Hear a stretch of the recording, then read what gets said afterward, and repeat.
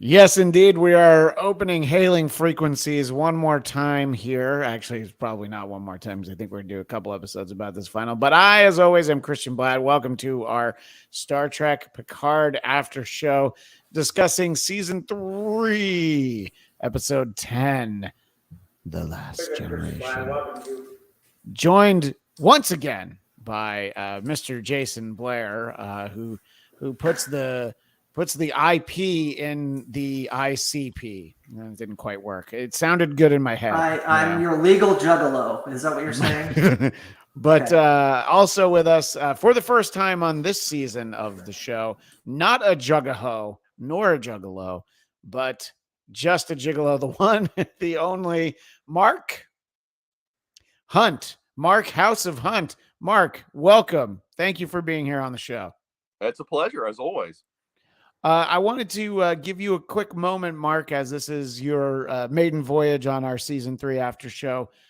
Your thoughts on this season heading into last night's finale, today's finale, however you want to look at it.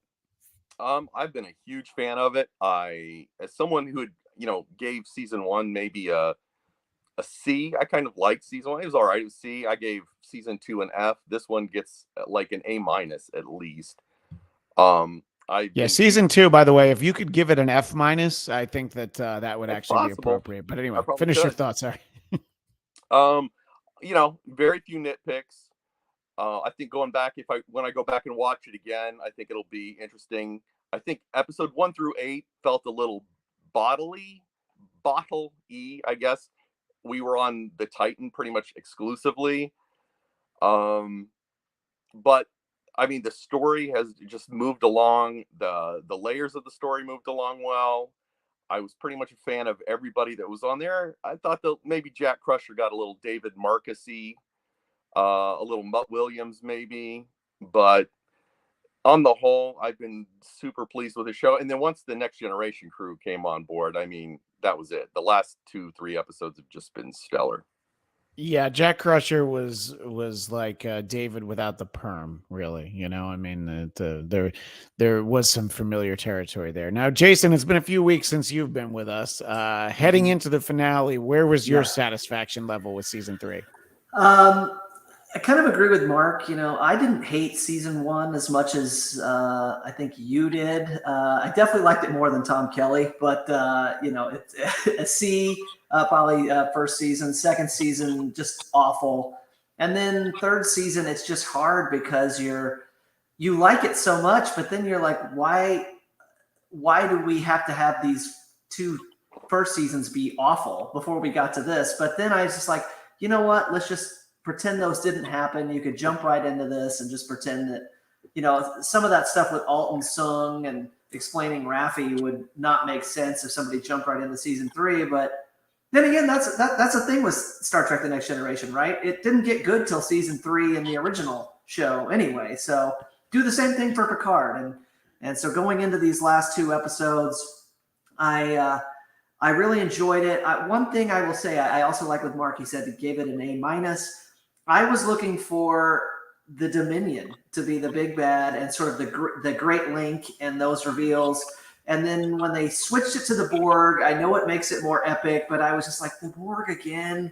That was the one thing where I was like, if they'd have stuck some way to make this work to that extent, but keep it the Dominion, I probably would have given it a solid A or maybe even an A+, because I got a little Borg tired.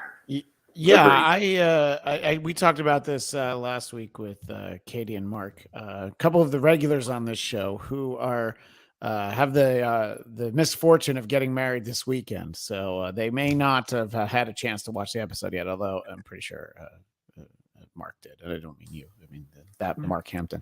But in any case, we were talking about it, and I just felt like they closed the book on the Borg in season 2, and I felt like they closed the book on something else, which we'll talk about later in this episode.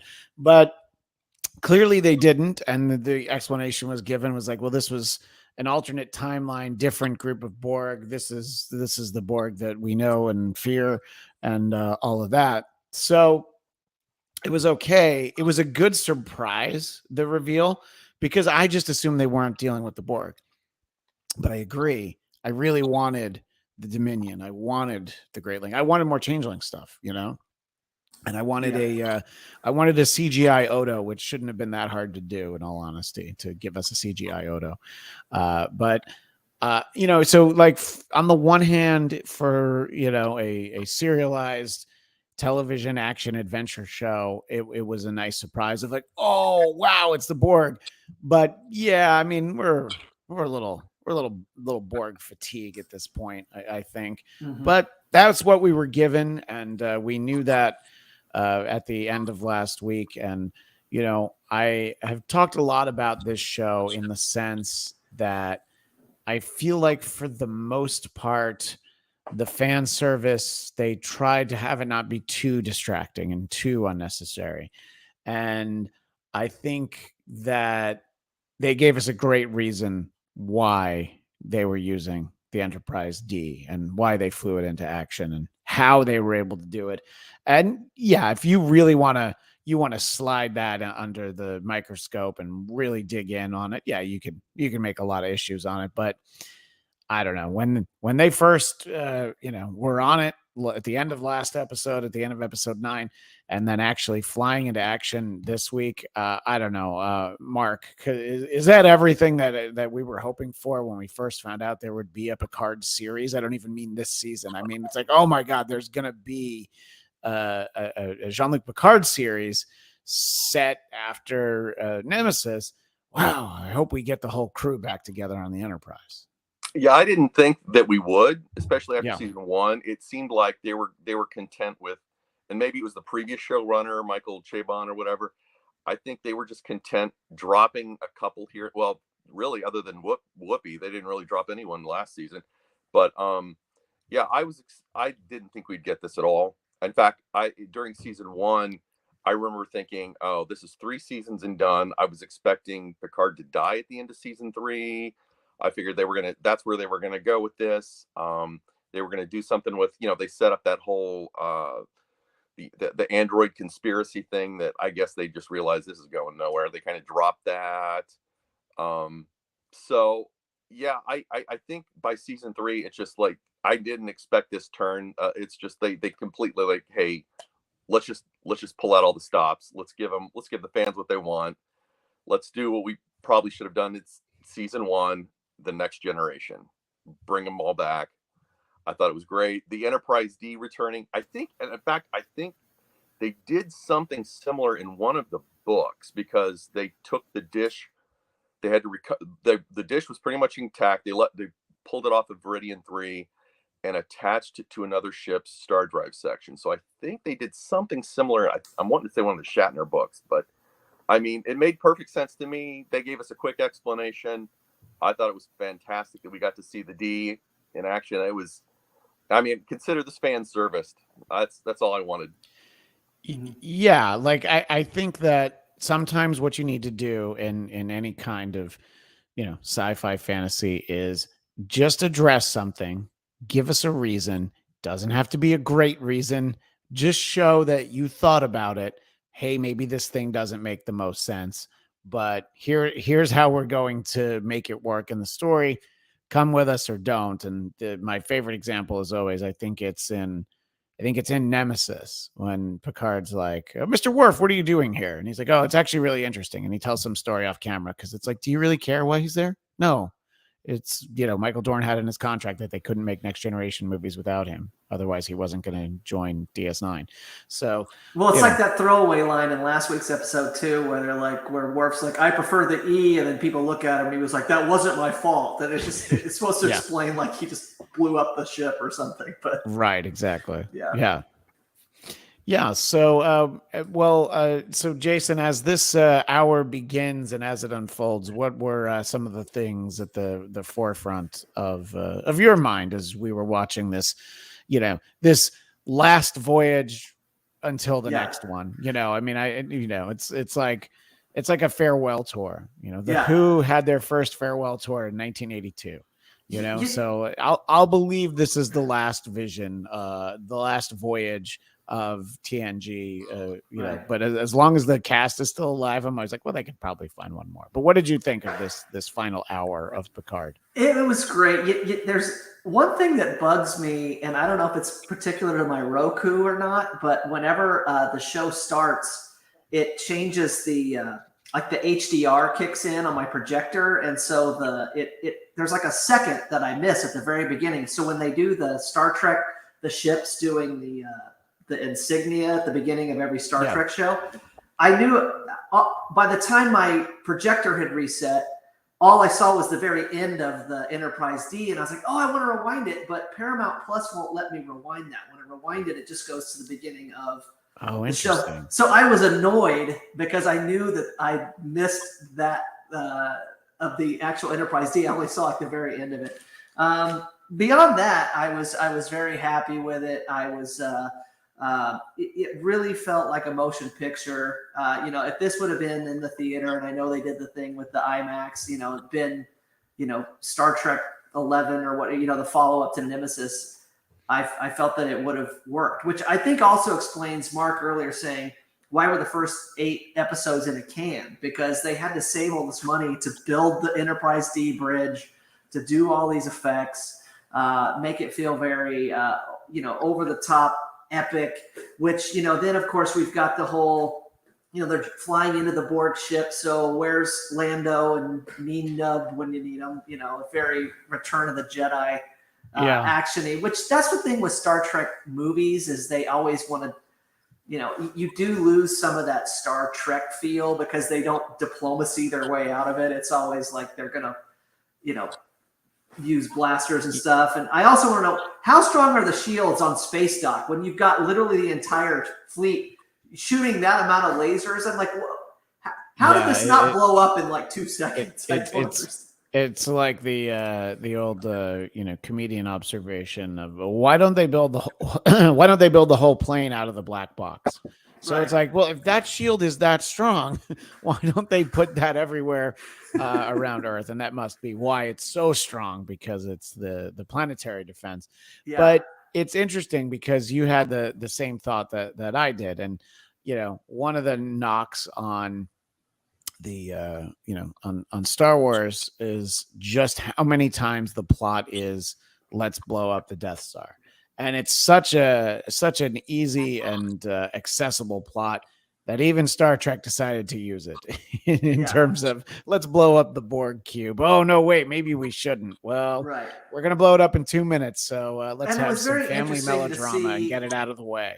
When they were in the Borg cube and they look up and they see the Enterprise D, and it's actually like Tokyo drifting up above them, like, you know, the back ends. I'm like, is the Enterprise that maneuverable? That's pretty cool. But anyway, it's you always kind of throw that out the window when it comes to the motion. Well, as you know, as 3 gentlemen of a certain age, shall we say, I think we all know that everything becomes more flexible and easier to maneuver the older it gets. You know, it's much easier to move an old starship in that way than when it was brand new. So it's a minor criticism because it's like, all right, but it was fun. It was fun. Even if you present it in a different way, it's still kind of fun to, you know, see them on the bridge trying to make sure that they save everybody. I expected some degree of sacrifice, but apparently the only person I wanted to come out of the season alive, Captain Shaw, was the only one who didn't. I did really appreciate getting to see him again, though. I thought that they found a nice way to let us say goodbye to him one more time. What did you think about sort of the main plot, Mark, in terms of, you know, what we're talking about, the let's blow up the Borg Death Star and you know, some of those moments? Yeah, I mean, that's what I was expecting as soon as we got the Borg at the end, because when we got up to the episode where they're ending it with opening the red door, I stayed completely spoiler free. I had no idea what was going to be on the other side. And I too was kind of, I thought we were done with the Borg. The Agnes Girardi, she went off and did whatever she did with the Borg, and that was kind of the end of it. And then when I saw the Borg cube, I'm not going to lie, I was a little disappointed. I was like, oh God, here we go again. But at least, then I remember thinking, well, at least it's not Q. But, so But I knew I was half expecting Jack to maybe sacrifice himself or Picard to sacrifice himself. So I knew that whole confrontation was, I kind of figured that was coming up, and everyone's saying goodbye on the bridges as they beam the landing party down. Was it a little, I don't know. Yeah, it was a little paint by the numbers, but I after the last couple seasons, I kind of liked that. I'm not going to lie. I enjoyed every single bit of it. I don't really have much to complain about it all, other than the fact that, again, Shaw died. That was a big, I kind of wanted Shaw to live to the very end, because if there was going to be anybody I could maybe halfway cosplay at a Star Trek convention, maybe I could have gotten away with a Shaw. You still can. You still can. You definitely. I've always thought that you are able to pull off a very distinctive schmuck from Chicago vibe. So I'm still dreaming of growing out my Pike hair, but it's never happening. So. Only one human on Earth. I love that hair, Captain Pike hair. Oh, I know. Now, did you guys get to see the trailer at the beginning? Oh, that was I texted Christian. You texted me. It wasn't at the beginning when I watched it. I had to watch it after the fact. And there's some differences in the way these things are presented, because Farad Muhammad points out that he can rewind to the beginning of the Star Trek franchise intro, as can I. But also, I have the version with ads, so that might be part of the reason. That was the one thing that made it less theatrical, is they would still fade out to commercial, which I've got the non-ad version, but you're like, oh yeah, there's an ad here. So so somebody had a good year, is what we're our takeaways here. The IRS, take notice. Somebody's just throwing money around on the Paramount Plus without ads. Go ahead. Yeah. No, I just did you see the intro to Strange New Worlds? Did you see the trailer for it or not, Christian? Yeah, I mean, I wanted to primarily focus on this, but obviously, that's what, June 15th. So we're gonna, just a few short months from now, we'll probably all be back right here talking about that. It's amazing how, I think, when did Strange New Worlds premiere? Like maybe 8-9 months ago, and that was, at that point, everything Star Trek looked so bleak. We had Discovery, maybe like Lower Decks, but it was just like, this is just gonna fizzle out. And it's just amazing how within not even a year, things are looking so bright, I think, for Star Trek. Section 31's back on the table. Who would have guessed? Well, I as soon as Michelle Yeoh won an Oscar, I immediately, the next day, I think even on the show, I said, because I had known someone who had worked on the first iteration of the Section 31 series they tried to do and eventually got canned. The idea did, and they kept it around, but she won an Oscar, and they're like, let's take a look at what kind of contracts we have signed. But I mean, I made no bones about the fact that season 1 of Strange New Worlds very immediately was able to undo the damage that Picard season 2 had done, and definitely rekindled the flame for Star Trek, which had not really gone out, but maybe it didn't burn quite as brightly as it had previously. So I'm even, I don't know, it'd be hard to say I'm more excited for season 2 of Strange New Worlds than this season, because we knew we were getting the TNG cast, but I'm really looking forward to talking about that. And Farad Muhammad also points out there's only one dipstick from Chicago in the Black cast, duly noted, but Mark would just be cosplaying as one, because everybody knows he's a schmuck from Ohio, not or you live in Ohio. You're not. I live in Ohio, from Oklahoma. Yeah, so the original Tulsa King. That's what they call you. So I think that we definitely got some really good stuff to focus on. Let's take a moment to talk about some of the disappointment. I was convinced that we were going to see Kate Mulgrew as Admiral Janeway because they mentioned her like every single episode. Every episode, yep. And I was just surprised. And you know what? It could be behind the scenes. Maybe she wasn't available. Maybe not interested. There's, maybe the money wasn't right. There's a lot of reasons why it couldn't have happened. Suffice to say, I was very disappointed that we didn't get to see her, especially because of that, and I feel like that scene with actual Tuvok, I feel like you could probably find an early draft of that scene, and that's Janeway sitting there across from her. Especially since she's been so active on Star Trek Prodigy. She's been very surprising. Yeah. Yeah. So I thought for sure it was a natural thing. I was like, oh yeah, of course she's going to be in Picard season 3. She's pretty much doing Janeway now on Star Trek Prodigy. Yeah. Well, I don't know. I mean, the interesting thing about Terry Matalas is that if he wants to answer, he will. So we could always ask him. He tends to weed through and find the praise and focus on that, but he'll still right back to the Tom Kellys of the world. And back to our pal Farad Muhammad, who was hoping the big baddies was going to be the PA race by led by Gil Dukat or something like that. I know fewer people saw DS9 than TNG, but it was a great way to mix the two shows. Yeah, I think that in some ways, I just felt like Janeway we were going to get. I don't know. You were here when I said it several times, Jason, and I said it on other shows. We were never getting Benjamin Sisko. I just think Avery Brooks is a little bit of a wild card at this point. By the way you feel about Voyager, I'm surprised that Janeway not being on the show is such a disappointment to you. I mean, first of all, I love Mrs. Columbo, which is when we first got to know Kate Mulgrew. But I always liked her. It wasn't like, I didn't like the show because of the captain. It was many other members of the crew that I thought I didn't like. And I just think it would have been a nice touch, because if Seven wasn't a regular on the show, I wouldn't have really expected it. It just seemed like logically we were getting it. And so, I wasn't upset by it. I think it's just like, that seemed like a missed opportunity.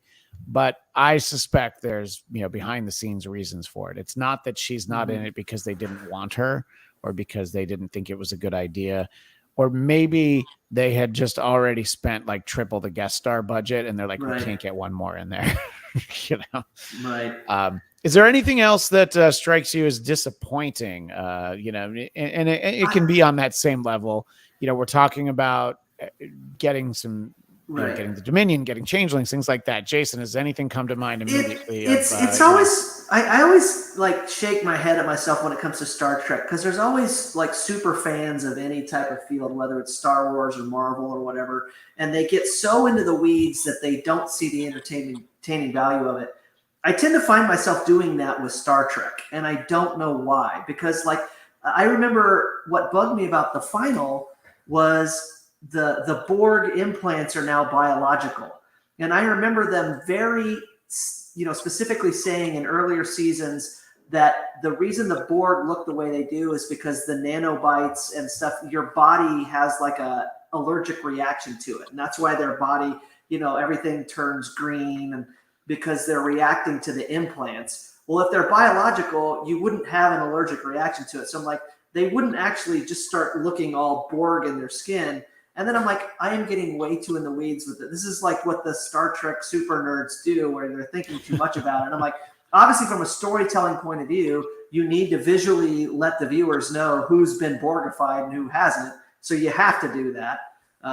So just things like that, I always like, why do I do that with Star Trek? I got to just enjoy the show and not think about that stuff. But our pal Craig Robinson checking in from across the pond. Maybe we'll get a deleted scene with Janeway and Reg discussing how messed up it all was.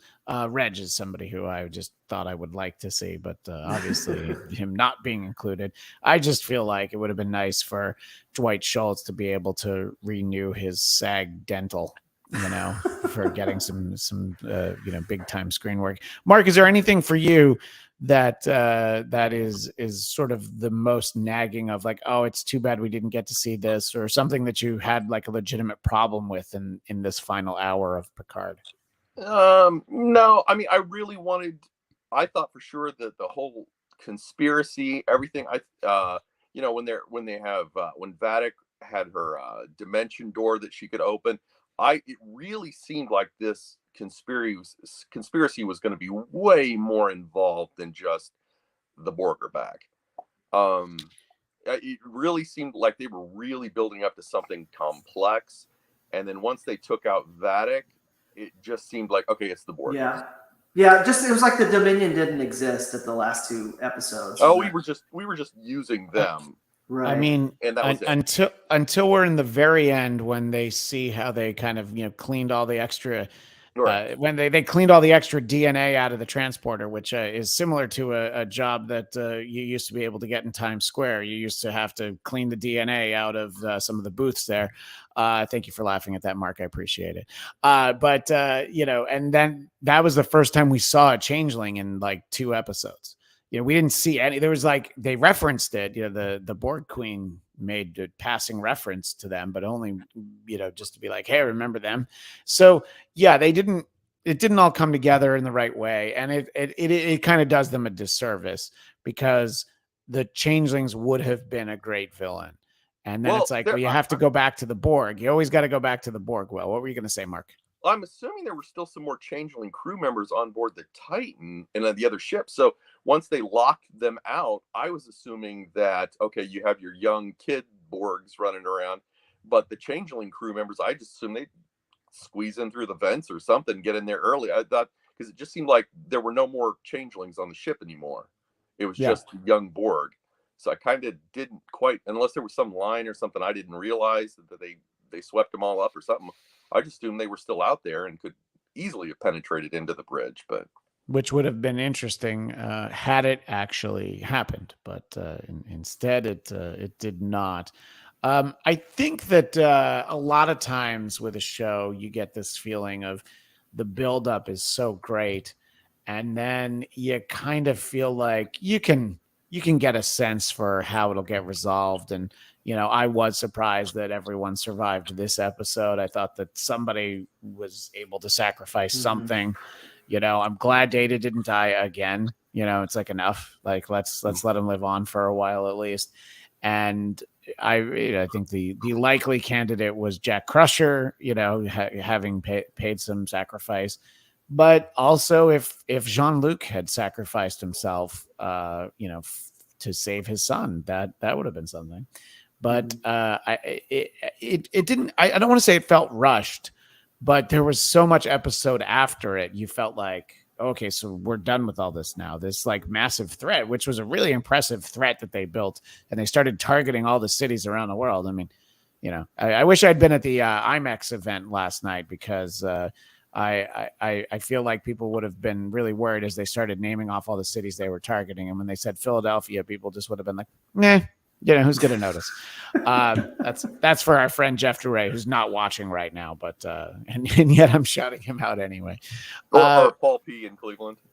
Yeah, well, I didn't want to besmirch the Buckeye State, because I know you live there, but yeah, because you don't, the city. Just you don't live in Cleveland, and so yeah, if the Titan was commandeered and crash landed into Paul P's house, and Paul P has not gotten a shout out on this show in possibly in years, so I appreciate you bringing that up, because it always makes me happy to think of. I also will notice, wasn't it in Discovery when they go 1,000 years in the future that it's the Enterprise J? So they've gone from D to G in like a 25-year period, but then it'll take them 1,000 years to go from G to J. They're burning through Enterprises like. So is the F? So are the F and the G? Because we got to see the launch. Because the launch day or the Frontier Day, weren't they launching the F? Yes, and that was Captain Shelby. And my understanding is that ship got destroyed. That ship did get destroyed. The Excelsior got destroyed, but so did that Enterprise. Yes. Okay. Just to piggyback on the earlier point, Farad Muhammad points out that he thinks Jack killed all 4 changelings after the one that snuck in and was killed by 7. So it was there were only those ones on board the Titan. That might be the case. Okay. Right. So I don't know. I mean, to me, it did feel. I wasn't let down. It felt a little anticlimactic, which when you consider what the stakes were and the way they had built it, I guess just the way out of it, Jean-Luc sticking a wire in his neck. Right. And, I think there was some very nice emotional stuff, some good character stuff, but I felt a little bit let down. Not disappointed, but I was like, oh, okay. I just thought. Also, why are there well, a phrase that I may have heard occasionally in my life. I just thought it would be bigger. What were you going to say, Jason? why are all the people that got Borgified can get totally unborgified except for Seven? It's still 30 years later, and she just still can't get that thing off her face. But Jack and everybody else, it just pops. I mean, right if you off. want me to give a legitimate reason, it might be because she was part of the collective for so long, because she was assimilated as a child, right? Right. Yeah, Yeah. it could be. Yeah. So she grew into it. Yeah, but honestly, I kind of liked the post-climax stuff last. Yeah. And we'll get to that next. That's really what I enjoyed. Yeah. No, I think because I don't want to criticize that stuff. I just felt like there was so much, the runtime was listed as 62 minutes. And I'm like, that's what I want from these streaming shows. I don't need these Disney Plus 41-minute episodes, so I was like excited about that. Was that a special double episode of The Mandalorian at 41 minutes? I guess? 41 minutes. Yeah. That's a 4-parter. Right. What did you think, Mark? Was there any kind of, did you feel like they did a good job with the resolution, or were you looking for anything else?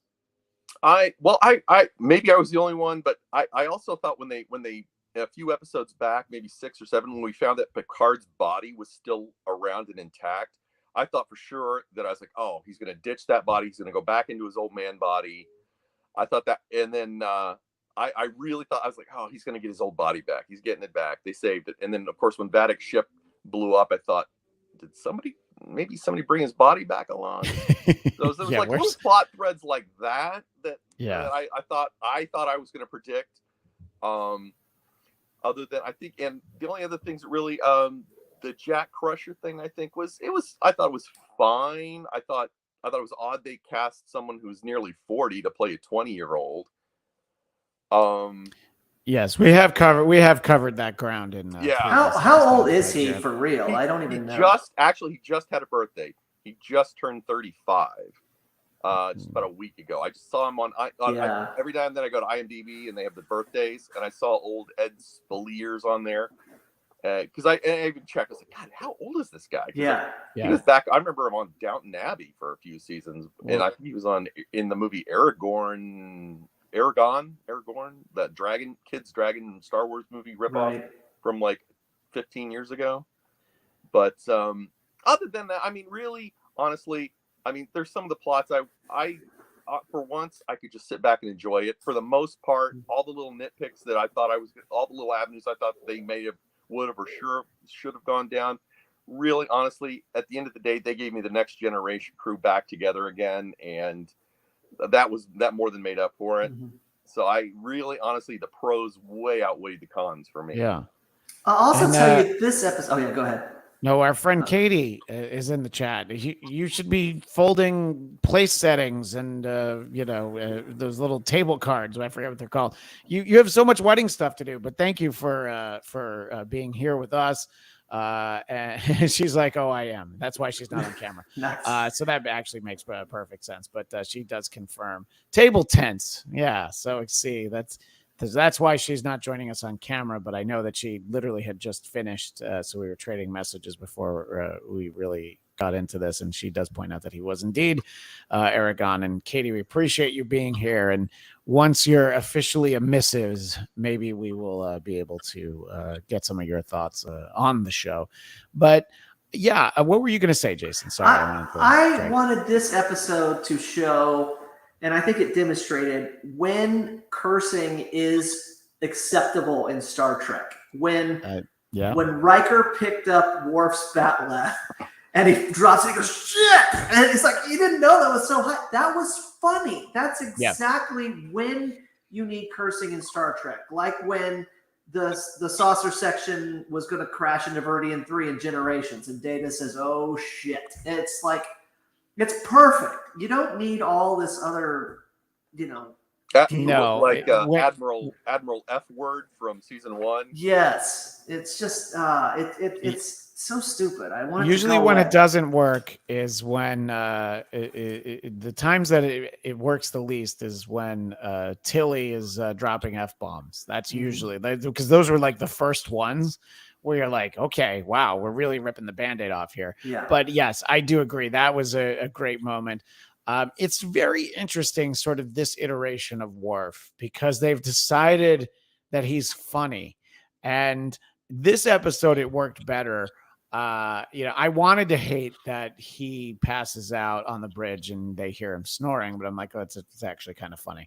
But what Jason's talking about, I thought that was great. That just how heavy that thing was. Two things with that is the good part is they made him funny without him telling jokes. He's still a serious character. It's just that it's funny in the situation. If he was out there telling jokes, that would be ridiculous. The other thing that makes me wonder is if the writers watched the Orville, because Bortus is kind of the same. That's where that humor kind of comes from. I know you haven't really caught up on the Orville. No, I've seen Bortus, a few. But Bortus is kind of the Worf character on the Orville, and he's always in these humorous situations like that. So. Anyway. Yeah, no, and I think that there was a conscious decision to give him the Thor Ragnarok treatment. When Thor basically became a comedy character, a comedian, and that's kind of what they did with him. But it's more like his situations and surroundings are what are funny. But look, Michael Dorn has been trying to play Worf again for decades, and the fact that he got to is great. And that's. And I think some of the humor that's supposed to be derived from Worf has fallen flat in the season, but I think that there were some good moments in this episode, the finale. It is entirely likely that we don't see these characters again. I just wouldn't be shocked if we did, but I just feel like maybe we're not going to see them again. And before we talk about sort of the back half of the episode, let's actually go do a quick round robin of Mark. Do you think we're going to see any of these characters again on any kind of on screen? I'm not talking about novels or comics. Do you think we're going to see any of these characters again in some kind of future Star Trek series or movie? Yeah. Probably not altogether like this. I think definitely not. Definitely not altogether. But I'm wondering, do you think we'll see any of them? Yeah, I think we will. I think I think they might. They've got all these the Titan sets. They kind of, I don't know, set up a few things. I've heard that of continuing on in this 25th century era. I think they would definitely. I think we might see one or two back. Nothing to this degree, but I think we'll probably see them again. What do you think, Jason? I think so. I think that I've already read that there's talk that they're going to try to do, if not a bunch of new series, occasional movies here and there. I don't think it'll be something that's like, the adventures of, Worf and Riker for 2 hours, but it'll be something where they can pop in, make a cameo, let you know that you're in the you're in the universe, and that way they get a little check. So I expect to see that. And most of these actors, what else do they do? Obviously Jonathan Frakes is busy directing stuff, so he's around anyway. But Brent Spiner seems to be down for it. He's not doing a whole lot else, and everybody wants to see him, so he'll be there. Yeah. And Farad Muhammad makes the point that the Enterprise D bridge has been dismantled for about a year, but they can always put it back together if they need to. But Dominic Assassin says, I hope not. It would be a poor storyline and obvious money grab. I think that they should certainly be careful about what they might do again with these characters. Mm-hmm. It reminds me of actually something that I wanted to address from the very beginning of the episode, which is something that Jason actually texted me about. We had the voice of Walter Koenig, and Jason's text to me it was basically, how old is Chekhov? And it's like, oh, it's his son, because I had the same thought. And it's just worth noting that they had Chekhov's son named Anton. I presumably as a tribute to Anton Yelchin, who, of course, passed away after Star Trek Beyond. So I thought that was a nice touch, and I thought it was great that we got to hear him. It's not a salute to the next generation, but if you're going to have a callback to the original series, we'll all take it, at any point. And there's stories that I think could be interesting to be told. One of them is not really the Captain 7 with Raffi as number 1, which was actually the text I got from Katie earlier. Yeah. I was excited until I saw Raffi, because they said, oh, Raffi's got a grandkid. She can go off and be a grandma now. And then we'll have 7 and a new crew. And then Raffi's right there beside her. And I'm like, aren't they still supposed to be lovers? And that was kind of what I liked, was this idea that her family wanted to reconnect with her. And I'm like, great, that's the end of her story. And they're like, nope, right. Here she is again in uniform. And it's like, all right, I guess. But I think that was a bit of a downer. I read an article yesterday. It was funny. He said, watching last week's episode, it reminded him how if you're going to work on a starship bridge all the time, isn't it nice to have carpet like you had in the 90s in the D, and all the new starships, it's always like polished metal floors and everything's cold. And so it was just like, it was nice to see how this was like an actual working environment where it was warm and you actually have carpet. And it was this whole thing about carpet on a bridge. So this is interesting. No, absolutely. But of course, the carpet was something that we wanted to make sure we get. Right. Farad Muhammad points out that it's interesting that Chekhov's message sounded a lot like the Starfleet president's warning in Star Trek 4, do not approach Earth. Lots of callbacks in this series to Star Trek 4. We saw the demise of that cloaking device in this episode. But is there anything that comes to mind, Mark, that we haven't touched on yet that's basically through the resolution of the Borg threat? Because then we're going to talk about how they tidied up all these stories. But I wanted to make sure there wasn't some lingering point that you wanted to get a chance to make. No, I don't think. I mean, I'm assuming, because I know as far as the Borg Queen, I'm assuming we're supposed to think that's the actual Borg Queen from First Contact, and that she's disfigured because somehow she survived that. They kind of talked about starving or something, and she certainly looked emaciated and really deformed in some ways. And I guess it was the voice of Alice Krieg, and because there's a body double that's also credited. But whatever the case, I believe it was, that's the Borg Queen.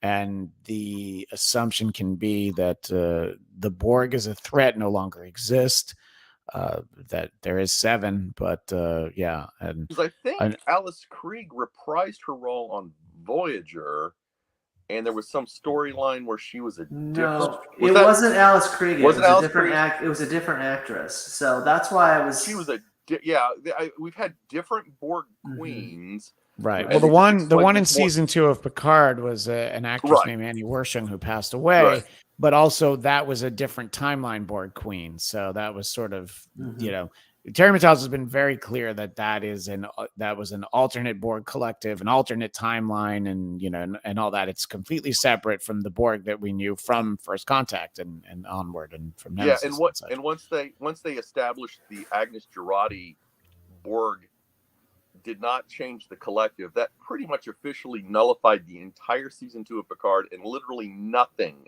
of consequence happened. Yeah, because that's what they mentioned. The only thing that would have affected anything. They mentioned that in this season when they were like, the Borg, we haven't heard from them in decades, and I wasn't thinking about all that because I didn't rewatch season 2, and I was like, no, wait, they just did that last year. But I guess that you're right. The whole, it all left my mind as far as it being an alternative. As well it should have. Yeah, exactly.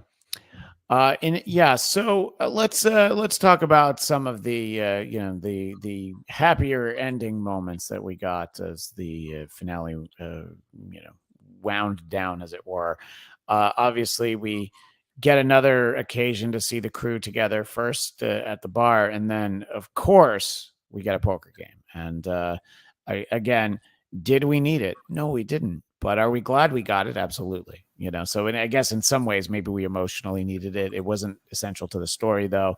So there's I one think, reason it was an A- and not an A is because Data didn't have the green visor on. you know what? I did think that. I was like, where's the green visor? And but they did do, and as soon as they sat down to play poker, I told my wife, I said, I know what they're going to do. The final shot is going to be that over the table spinning, replicating the final shot from Next Generation. They ended on that exact same shot where they're above the table and it starts to spin a little bit. And I was like, all right, that was perfect. Yeah, someone on Twitter had suggested, and Terry Metalis responded to. They said that they hoped episode 10 was titled ...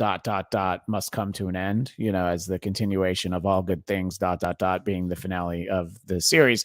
But so he mentioned weeks ago, it's actually called The Last Generation, right. Which, you know, we'll see exactly what that term implies. But yeah, I think that they did a good job of sort of tidying up all of our TNG characters, except for how Jean-Luc had found the love of his life in Laris, who we don't even see in the finale. He doesn't call her. No, I know. He doesn't call her, you know, and I guess what Beverly coming back around changed the way he felt about her, which legitimately could have happened. But I was like, we didn't get any of that, you know. It seemed real. That whole relationship with Lara seemed really one-sided, and he did not really seem to be all that heartbroken that he was leaving. It was like, I think they need me. Bye. Well, you can check that out in the upcoming spinoff, Star Trek Picard's Just Not That Into You, and that'll be where they have the resolution of that. But you know, I think we have the feeling that Jean-Luc is happy, and you know, conveniently we have 3 of our main characters on the bridge of the new Enterprise. This was the G, yes. But I was okay with some of that. I did like, you know, I mentioned it in passing. I like that we got the actual Tuvok. Tim Russ kind of spoiled that when he said that he was actually going to be in another episode. So I guess we knew that he was going to show up again. But and I don't remember Voyager that much, but did his ears stick out like that baby Yoda looking thing? They did. They? Oh my gosh! Yeah. I didn't remember. They were extra it's been pointed. a while. Yeah. It has for me too. But they tried to make a big deal about that when Voyager came out, that he's not like Spock because he's full Vulcan, and so yeah, I remember that was like a thing that they were trying to say about how he wasn't just a clone of Spock on the show. That, you know, he was. Jolene Blaylock was also full Vulcan, and she was very much not like Spock, but I think that's a different conversation. I actually could not remember the character's name. That's why I called her Jolene Blaylock. It's T'Pol. But not T'Pau. It was T'Pol, right? Yeah. Right, so. T'Pol, and but either one of those, if they want to do one of those, 7-year fights to the death, I would watch that. Oh, Ponfar? Yeah. T'Pol versus no, that's not Ponfar. Versus Spock's wife versus Jolene Blaylock. That would be a good show. Yeah. Paramount Plus is listening. Farad Muhammad makes the point of the quote from the Borg Queen. You think in such 3-dimensional terms, because she did also supposedly die in the events of Best of Both Worlds. She always finds a way back, but also a joke from Farad Muhammad that Tuvok is older now. Everything droops, even your Vulcan ears. What were some of your thoughts? I'll ask both of you about, you know, the poker game, the basically. I think it's very realistic to say that Jean-Luc Picard portrayed live action by Patrick Stewart is something we won't get again. So as we say goodbye to the title character, how do you feel that they handled it? And the mid-credit scene is a separate conversation. So we're just talking about up until the overhead shot of the poker table. Let me ask you first, Mark. I mean, I thought it was perfect. I like that we got, because, you know, with Nemesis, it was always kind of hope that there would be another movie, so it really didn't end. Yeah. And this felt like, I think Patrick Stewart was ready to go. I think it was to get the band back together one more time. The ending, even though it was kind of Lord of the Rings, where it's like, okay, because after they destroyed the cube, at least with the not commercial, or with the commercial version I have, then they destroyed the cube. It cut to commercial. I ran to the bathroom, came back. They started the epilogue. There were still 19 minutes left in the episode. Yeah. I was like, wow, we're gonna get a lot of epilogue, which was fine with me. We spent maybe a little too much time with the Enterprise G crew, because I really didn't care that much about them. Yeah. And was really hoping they weren't using this as an excuse to set up something in the future with them. But once they got back to the bar, and I could have spent another 10 minutes with it, just them hanging out, and as they're spinning the camera around, we spent a little extra time we didn't get to hear everything they were saying as the credits were rolling, but it was just the camera was turning around them.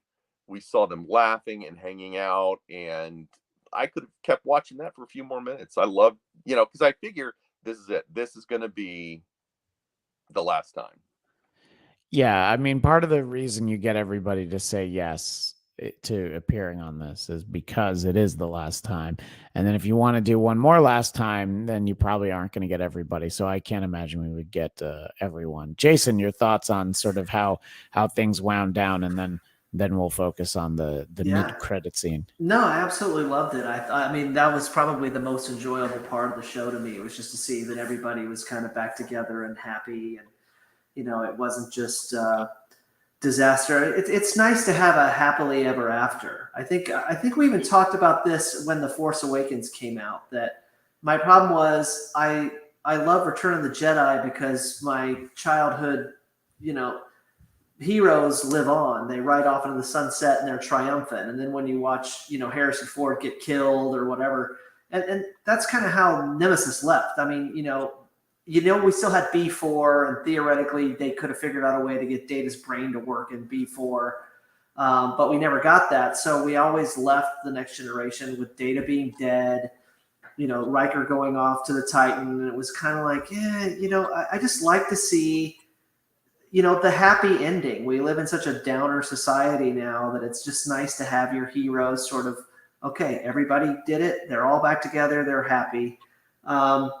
It was an interesting thing, too. I saw an interview with Michael Okuda, the scene where Troy is being a counselor with Data, and she starts flipping through on vacation spots. Yeah. And he was saying about how in the 90s, they never showed what was on their pads because they didn't have the technology to actually have like swiping. And it's just something we do every day today.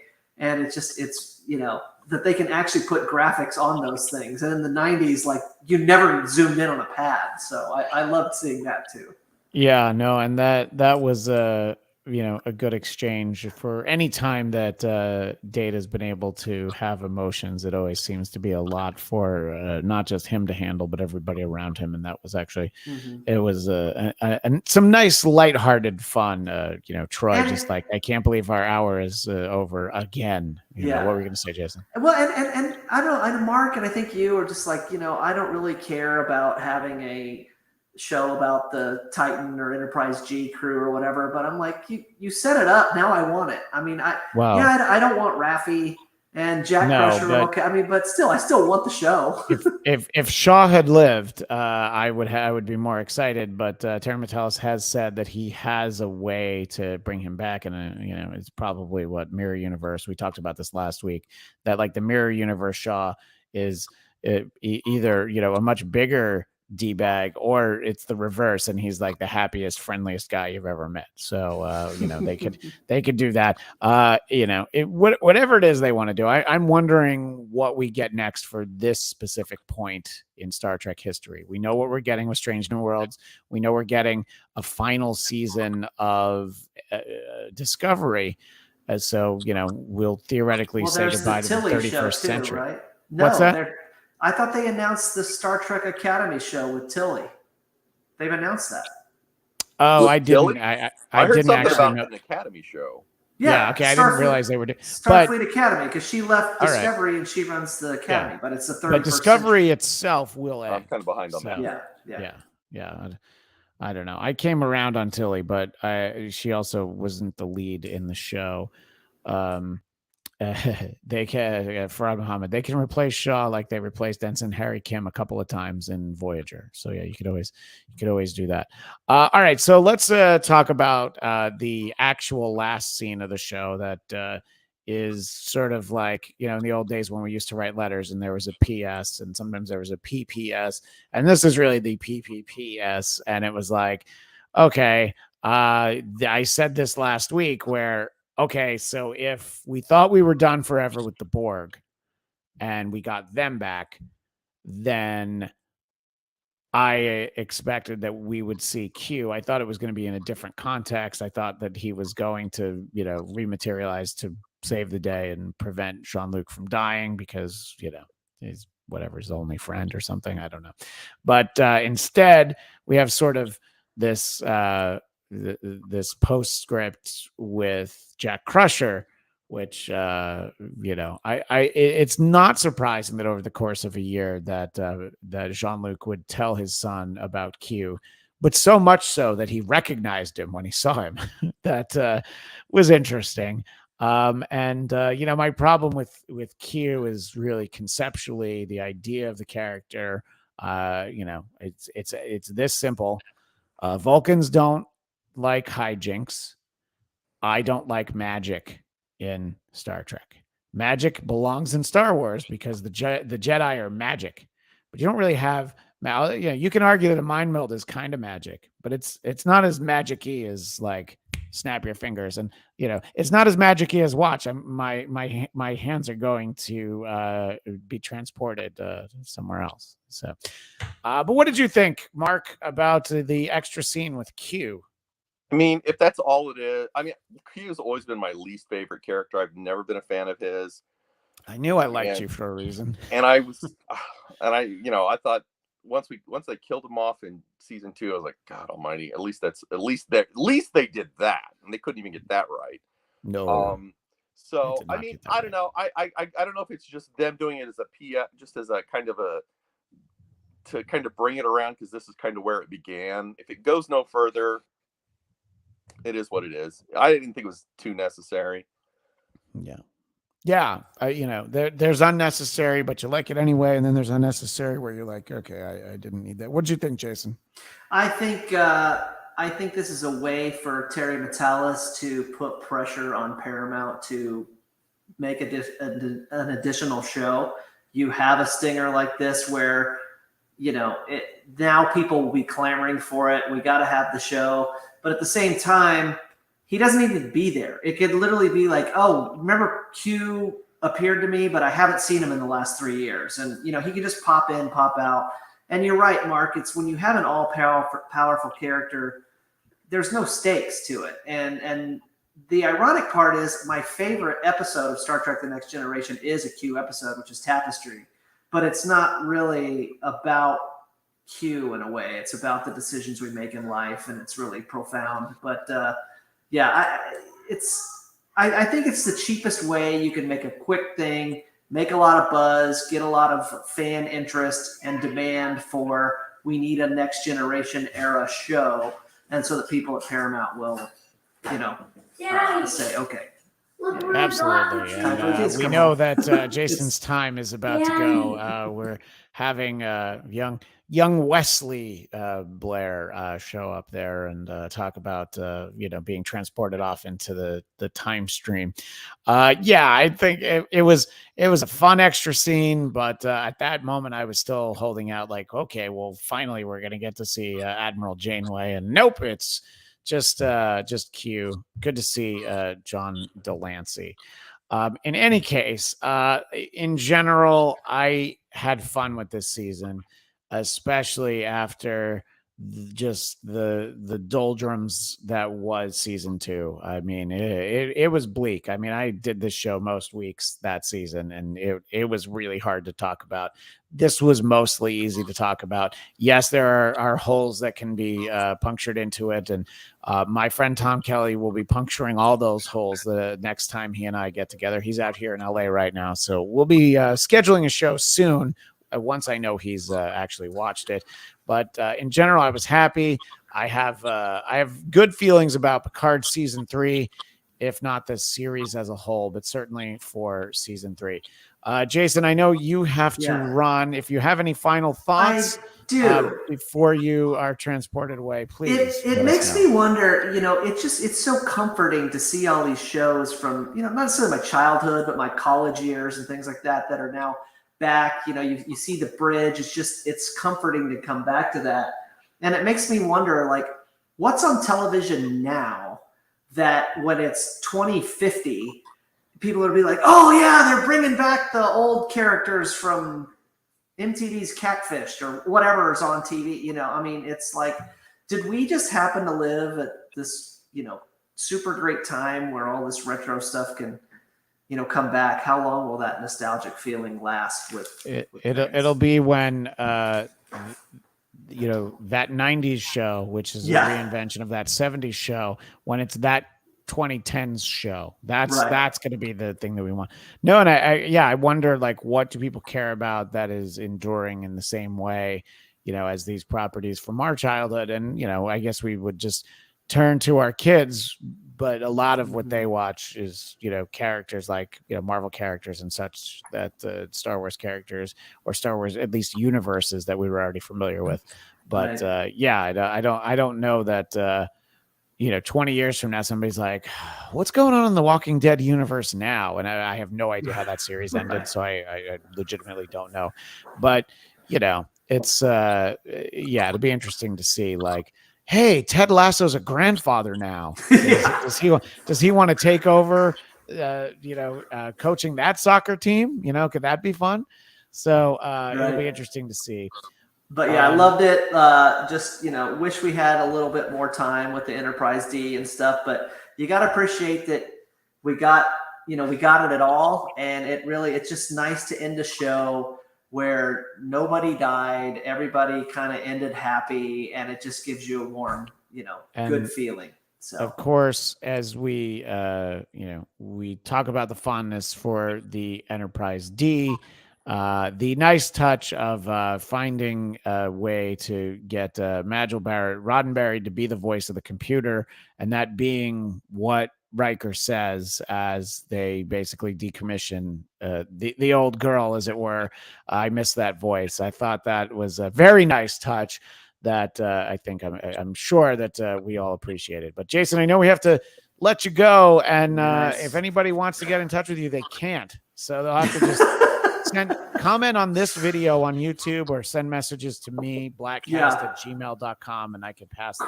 Christian is my bouncer. He keeps everybody away and lets, if you need to get in contact with me, contact everyone seems to love the D. I don't know if I'll leave you. This was a comment that's a holdover from last week's show. Craig Robinson is right.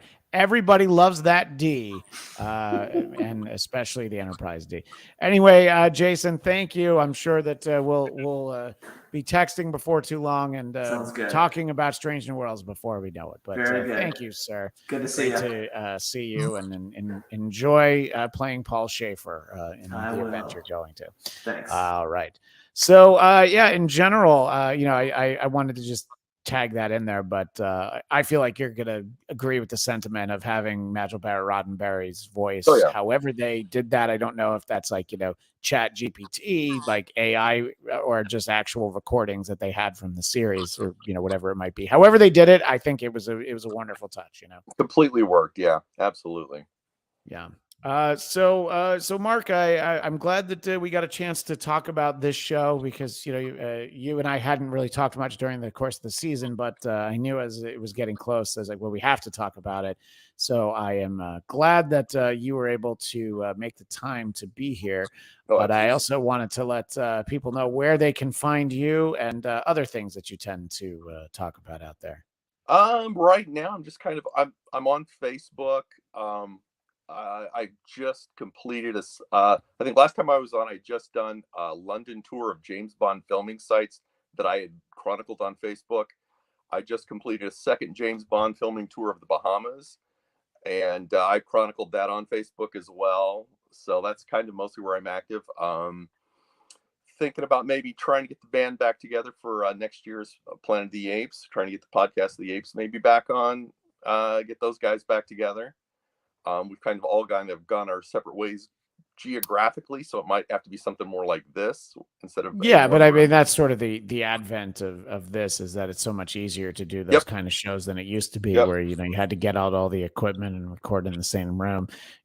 Like when I had all of you into my hotel room in Knoxville after Dennis's comedy show, and I made you drive to Knoxville with your podcast equipment. It's all a lot easier now. Oh, yeah. What is coming next year, Planet of the Apes wise? Is it a film or a series, or what is it? No, it's a film. It's a film, Kingdom Okay. of the Planet of the Apes. It takes place I think around 50.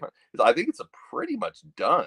I think they're just in post-production right now. Marvel just this month relaunched Planet of the Apes as a monthly comic book series to kind of lead up to the new movie. But yeah, it's going to be a big film next summer. And this is still basically, it's an extension of the Caesar series of films. So, yeah, kind of the next generation. Yeah, right. I mean, I guess, yeah, sort of specifically. Well, yeah, that'll be great. And, getting new Apes content for all of you to talk about, I'm sure is great fun. If you're going to miss talking about Star Trek Picard, don't worry. We'll have a couple more shows where we talk about it. There were some friends who weren't able to join us today. I also didn't want to have like 8 people on the show. And as I mentioned, my friend Tom Kelly will be very blunt about what he didn't like about this entire season and this entire series. And really, probably all of Star Trek in the 21st century. But we will talk about all of that with him in the very near future. So please follow me on Twitter and Instagram at ChristianDMZ. Please subscribe to Blackcast YouTube channel. Even though we've already talked about the finale, we will talk about the finale again. We'll have a couple more episodes, so keep an eye out for those. Mark, did you give out your Twitter, or is it not worth it at this point? I'm rarely on it anymore. Yeah. I've kind of Jason Blaired it a little bit. I'm just kind of. Well, Jason Blair actually deleted it. He I haven't gone that far yet. Yeah. He Thanos'd it. He just got rid of it. But of course, I can be found all the usual places. Please subscribe to Blackcast YouTube channel, BLADTCAST, and we of course have so much other content coming up in the weeks ahead. We'll be dusting off Marvel movie talk with the Guardians film and the Secret Invasion series. So it's been very light on Marvel content outside of Ant-Man in 2023, but we will have more for you soon. But that is all the time we have for right now. So until next time, live long. Wow, look at that. It faded away. Live long and prosper.